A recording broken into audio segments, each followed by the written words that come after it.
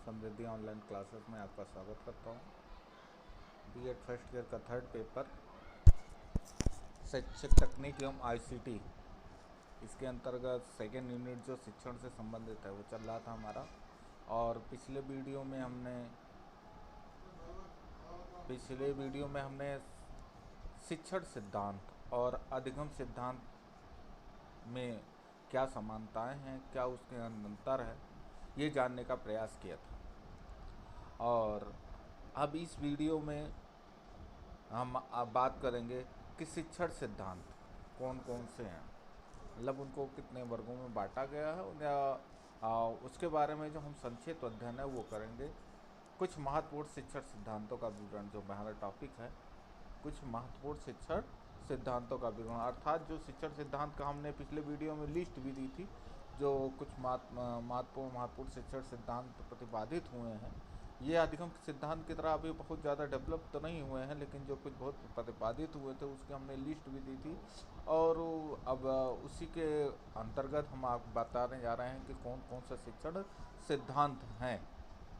और जो भी इस वीडियो को देख रहे हों हमारे साथी बंधु, वो इस वीडियो को, जो बीएड फर्स्ट ईयर से रिलेटेड हैं या यूपी टेट आदि की तैयारी कर रहे हैं, उनको ज़रूर शेयर करें, पसंद आने पर लाइक करें।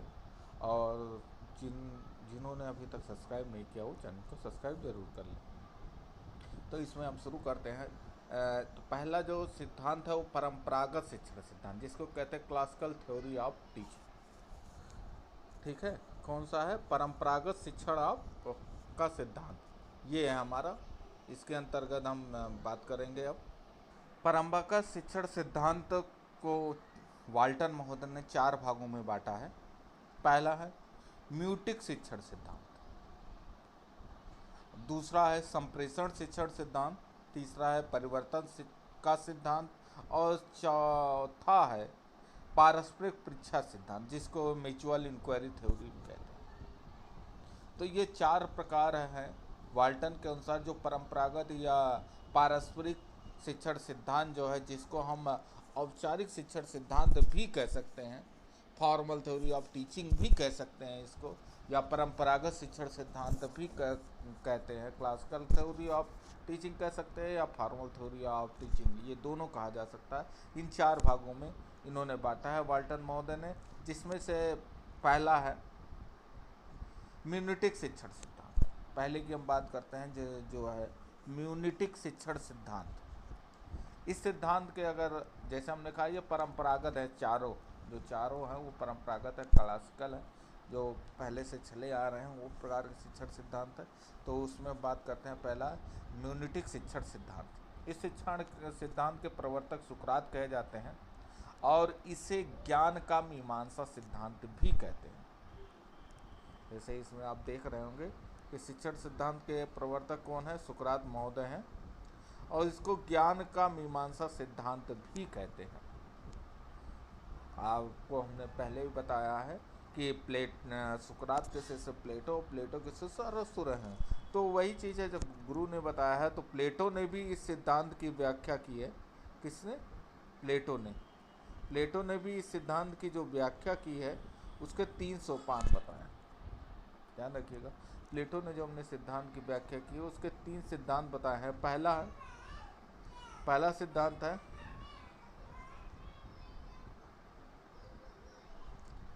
कि प्रोसेस ऑफ डिसल्यूसमेंट। क्या है? Process of disillusionment which ask the learner to recognise that what is believe to be true is false. ये कह रहा है प्रोसेस ऑफ डिसल्यूसमेंट कि ये है भ्रम निवारण प्रक्रिया है। ये क्या है? भ्रम निवारण प्रक्रिया है। जो हमारे अंदर, बालक के अंदर भ्रम है, भ्रम निवारण प्रक्रिया है। किस चीज़ का भ्रम निवारण? जो शिक्षार्थी को यह पहचानने के लिए कहती है, to ask the learner to recognise that, शिक्षार्थी को यह पहचानने के लिए कहती है कि what is believe to be true, जिसको वो सत्य मानता है वह सही नहीं है, वह गलत है। जिस चीज़ को वह सत्य मानता है वो सत्य नहीं है, वो गलत है, जिसको उसको सही मानता है। दूसरा उन्होंने कहा process which lead the learner to recognize the certain procedure are true। वह कहा प्रोसेस प्रक्रिया है, which lead the learner to recognise the certain proposition are true, जो शिक्षार्थियों को यह पहचानने के लिए प्रेरित करती है, lead the learner to recognise that, यह पहचानने के लिए प्रेरित करते हैं सर्टन प्रोपोजिशन और ट्रू, कि कुछ कथन या कुछ प्रस्ताव या जो भी चीज़ें हैं, कुछ निश्चित कथन और प्रस्ताव सत्य है, या जो कथन और प्रस्ताव सत्य है वह जानने के लिए छात्रों को, वो पहचानने के लिए छात्रों को प्रेरित करती है। और लास्ट स्टेप उन्होंने बताया था, द स्टेप, यह वह कदम है which assist the learner to recall the reason, जो यह वह कदम है जो शिक्षार्थी को इन प्रस्तावों को, assist the learner to recall the reason, ठीक है, उन प्रस्तावों को या उन कथनों को सही होने के कारणों को याद करने में सहायता करता है। दीज प्रोपोजिशंस आर ट्रू, जो सत्य है उन चीज़ों को या उन प्रस्तावों को, उन कथनों को सही मानने के कारणों को याद करने में सहायता करता है। इसको अगर हम अर्थ के अनुसार देख रहे हैं तो शायद इसको आपको समझ में बहुत अच्छे से नहीं आया कि ये तीनों में क्या कहना चाह रहे हैं। तो अगर हम इसको अपनी भाषा में व्याख्या करें तो प्लेटो ये कहना चाहते हैं कि जो बालक जानता है कि सही है, अपने आप से जो जानता है सही है, वो सही नहीं है, बल्कि शिक्षण के द्वारा यह बताया जाता है कि क्या सत्य है, और सत्य है तो उसका कारण क्या है ये भी पहचानने के लिए बताया जाता है। ये भी बताया जाता है कि उस सत्य को जानने का, जो सत्य है उसका कारणों को भी बताते हैं कि आप पहचान सके कि वास्तव में सत्य क्या है, जिससे आपको समय रहने पर ये जान सके कि सत्य क्या है, इसलिए आपको कारणों से भी अवगत कराते हैं। और सुकरात जी इसके मेन प्रवर्तक माने जाते हैं। उनका मानना क्या था? उनका मानना ये था कि आत्मा सभी ज्ञान की अनुभूति होती,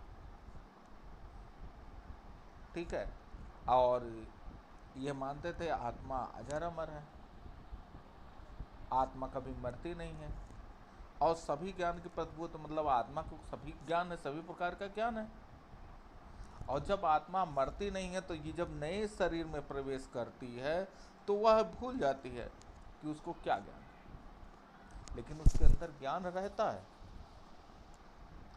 और जिसको सीखने की क्रियाओं द्वारा पुनः संकलन करती, मतलब पुनः याद करती है, सीखने की क्रियाओं द्वारा उसको पुनः याद किया जाता है। इनका कहना है कि आत्मा तो अजर मन है और आत्मा को सभी चीज़ों का ज्ञान है। तो आत्मा जब नए शरीर में प्रवेश करती है तो वो उन चीज़ों को भूल जाती है कि उसको क्या पता है, जबकि उसके अंदर पूरा ज्ञान समाहित है। बस शिक्षण द्वारा इन ज्ञानों को क्या किया जाता है, बाहर निकाला जाता है। और उसके लिए उन्होंने प्रश्नोत्तर विधि की बात कही कि प्रश्नोत्तर विधि के माध्यम से जब हम बालक को प्रश्न पूछते हैं, प्रश्नोत्तर विधि के माध्यम से जब बालक से हम क्वेश्चन पूछते हैं तो उस क्वेश्चनों के माध्यम से उसके अंदर, उसकी आत्मा में जो ज्ञान है वो ज्ञान उजागर होकर वो बाहर आता है। तो इस प्रकार हम बालक के अंदर ज्ञान का प्रकाश बो सकते हैं। तो ये था म्यूनिटिक शिक्षण सिद्धांत, या यूँ कहे ज्ञान का मीमांसा सिद्धांत, कि जैसे विवेकानंद ने भी कहा है कि बालक में पूर्ण अध्यात्म, मतलब पूर्णता की अभिव्यक्ति है। बालक के अंदर हम कुछ डालते नहीं है, बस उसके अंदर जो है उसको हम बाहर निकालते हैं। तो लगभग वही बात उन्होंने की कि भाई आत्मा सब चीज़ का ज्ञान रखती है, उसके अंदर जब दूसरे शरीर में प्रवेश करता है तो भूल जाता है, लेकिन उसको अंदर सब कुछ ज्ञान है। बस उस ज्ञान को क्या है, हम उजागर करते हैं, उजागर करके बाहर लाते हैं। उस उजागर करके बाहर लाने के लिए सुकरात ने प्रश्नोत्तर विधि के सहारा लेने की बात कही। वही लास्ट में देखिए कहा है कि ज्ञान छात्रों के अंदर होता है, बाहर से नहीं थोपा जाता, कि बाहर से हम ज्ञान थोपते हैं, ऐसा नहीं है। और शिक्षक का कार्य छात्रों में निहित ज्ञान को चेतन मस्तिष्क में लाना है। जो छात्र के अंदर ज्ञान है उसको चेतन मस्तिष्क में ले आना है। ट्रेनिंग कॉलेजों में पाठ्ययोजनाओं के द्वारा ये प्रयोग में लाया भी जाता है। तो ये था म्यूनिटिक शिक्षण सिद्धांत। अगर नेक्स्ट की बात करते हैं तो संप्रेषण सिद्धांत की बात करते हैं किसकी बात करते हैं? संप्रेषण सिद्धांत। संप्रेषण सिद्धांत का अगर बात करें तो इसके प्रवर्तक हर्बर्ट महोदय हैं। हर्बर्ट के अगर कहते हैं, वो कहते हैं कि शिक्षण का प्रमुख कार्य विचार, तथ्यों और सूचनाओं को देना है। हर्बर्ट ये कहते हैं कि शिक्षण का प्रमुख कार्य विचार, तथ्यों और योजनाओं को देना है। किसको देना है? शिक्षार्थी को देना है।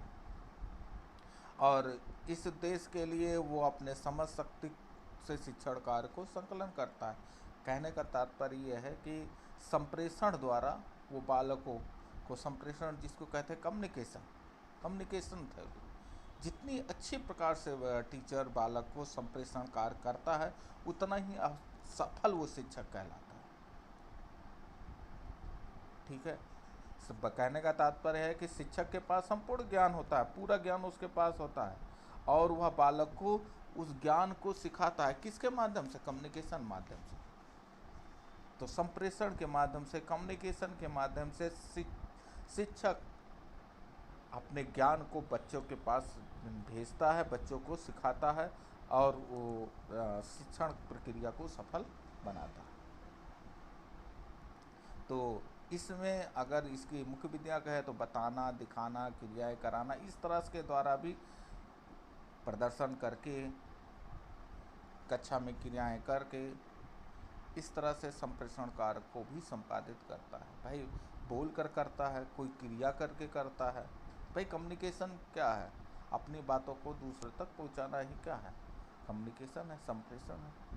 जब हम अपनी बातों को दूसरों तक किसी माध्यम के अनुसार पहुंचाते हैं और दूसरा हमारी बातों को समझ जाता है तो वही क्या कहलाता है? कम्युनिकेशन कहलाता है।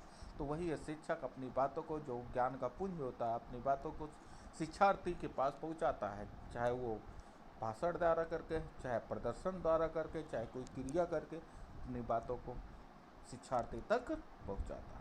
और जितना अच्छे से पहुंचा लेता है वही उतना ही अच्छा उसका शिक्षण कार्य होता है। तो दूसरा है संप्रेषण सिद्धांत। तीसरे की बात करें तो है परिवर्तन का सिद्धांत। ठीक है, द मॉड्यूलेशन थ्योरी। इस सिद्धांत के अगर अनुयायियों की बात करें तो थॉर्नडाइक हैं, आप देख रहे होंगे, गुथ्री हैं, स्किनर है, ये सब इसके अनुयायी हैं। इस सिद्धांत का जो मेन उद्देश्य है परिवर्तन, मोल्ड करना, परिवर्तन करना, अर्थात वांछित परिवर्तन करना। हमने कहा था शिक्षण का भी मेन उद्देश्य क्या है? बालक के व्यवहार में परिवर्तन लाना, तो वांछित परिवर्तन लाना। तो इसमें भी ये कहा है कि शिक्षण सिद्धांत के अनुसार शिक्षक का प्रमुख उद्देश्य वांछित व्यवहारिक परिवर्तन छात्रों में लाना है। क्या करना है? वांछित व्यवहारिक परिवर्तन छात्रों में लेकर आना है। और वह इस परिवर्तन लाने के लिए शिक्षण प्रक्रिया में शिक्षक और छात्रों की अंतःक्रिया अत्यंत महत्वपूर्ण होती है। और शिक्षण के अंतर्गत हमने बताया था, जब तक शिक्षक और छात्र की मध्य अंतःक्रिया नहीं होगा तब तक शिक्षण नहीं होगा। तो वही कह रहा है, शिक्षक और छात्रों की जो अंतःक्रिया होती है वही सबसे महत्वपूर्ण है। अंतःक्रिया जितनी अच्छी होती है, जितनी प्रभावकारी होती है, उतना ही अच्छा बालक को व्यवहार में परिवर्तन आता है। अगर अंतःक्रिया अच्छी नहीं हो पाती है छात्र को व्यवहार में, तो वो हम ये नहीं कह सकते कि उसके व्यवहार में बढ़िया परिवर्तन आएगा। तो जितनी अच्छे से छात्र और शिक्षक के मध्य अंतःक्रिया होती है, उनके मध्य सक्रिय रूप से भाग लेते हैं छात्र, उतने ही अच्छे बालक के व्यवहार में परिवर्तन आता है। और इस सिद्धांत का विश्वास ये है कि शिक्षक द्वारा सामाजिक अनुभव के माध्यम से छात्रों के व्यक्तित्व का विकास किया जा सकता है। ठीक है, किसका? सामाजिक अनुभवों के माध्यम से। जितना अच्छा सामाजिक अनुभव होगा उतना ही अच्छा वो शिक्षक छात्रों के साथ व्यवहार कर सकेगा, उसके साथ अंतःक्रिया कर सकेगा। क्योंकि जितना अच्छा छात्रों से वो टच में रहेगा, उसके साथ अच्छे से रिलेशनशिप में रहेगा, छात्र उतनी से अच्छे टीचर से भी अंतःक्रिया करेंगे और उनकी बातों को समझेंगे और अपने अंदर जो होने वाले वांछित व्यवहार है उसको ला सकेंगे। तो ये था परिवर्तन का सिद्धांत। नेक्स्ट है पारस्परिक परीक्षा सिद्धांत, जिसको कहते हैं द म्यूचुअल इंक्वायरी थ्योरी। क्या कहा जाता है? Mutual inquiry theory. अगर इस सिद्धांत की बात कहें, इस सिद्धांत के अनुसार शिक्षक का निर्देशन देने का होता है। क्या देने का होता है? निर्देशन, क्योंकि वह अधिक परिपक्व तथा अनुभवी व्यक्ति होता है। शिक्षक का काम क्या है? निर्देशन देना है। और निर्देशन कौन देता है? गाइडेंस कौन देता है? जो अधिक परिपक्व एवं अनुभवी व्यक्ति होता है। और वह कक्षा में इस प्रकार से शिक्षण का निर्देशित करता है कि छात्र स्वयं ज्ञान की खोज करने में समर्थ हो सके और नवीन ज्ञान को प्राप्त कर सके। ठीक है, कहने का मतलब ये है कि ये जो इंक्वायरी थ्योरी, इसमें शिक्षक छात्रों को निर्देश देता है कि किस तरह से आपको पढ़ाना है, क्योंकि वह अधिक अनुभव होता है, किस तरह से शिक्षण कार्य करना है, और छात्र स्वयं ज्ञान की खोज कर नवीन ज्ञान सफलता प्राप्त करने की कोशिश करते हैं। इस शिक्षण सिद्धांत में छात्रों और शिक्षकों में पारस्परिक पूछताछ आवश्यक होती है। मतलब शिक्षक ये पूछता है कि उनको कहाँ कठिनाई आ रही है, छात्र अपनी कठिनाइयों का समाधान छात्र शिक्षक से लेता है, इसलिए इसको परीक्षा सिद्धांत या पूछताछ सिद्धांत कहते हैं। और जिसका मेन उद्देश्य होता है नवीन ज्ञान की प्राप्ति। इसमें जो भूमिका होती है वो शिक्षक की, ये कह सकते हैं कि गौड़ होती है। इसमें शिक्षक छात्रों को अधिक सक्रिय बनाकर स्वयं से सीखने में ज़्यादा बल देता है। और लेकिन अगर इस बात को कहे, जैसे इस निचोड़ नीचे लिखा है कि उपयुक्त चारों सिद्धांत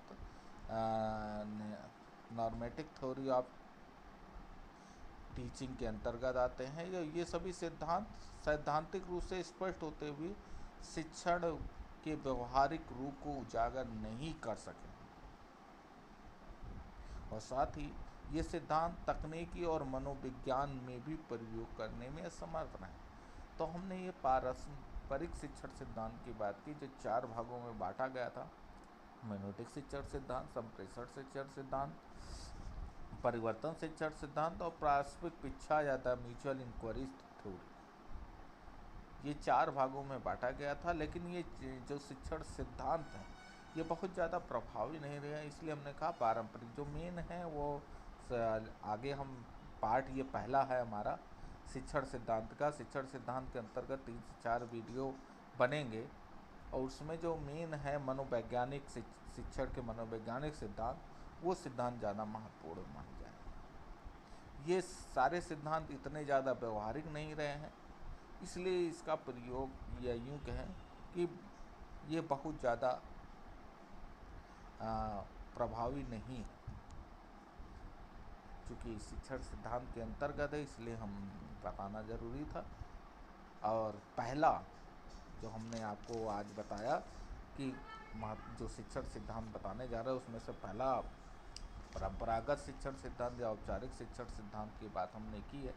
नेक्स्ट वीडियो में हम अन्य शिक्षण सिद्धांतों जैसे अन्वेषण सिद्धांत हो गया, शिक्षण व्यवहार सिद्धांत हो गया, इन सब सिद्धांतों, मनोवैज्ञानिक सिद्धांत हो गया शिक्षण का, इन सब शिक्षण सिद्धांतों पर हम चर्चा करेंगे।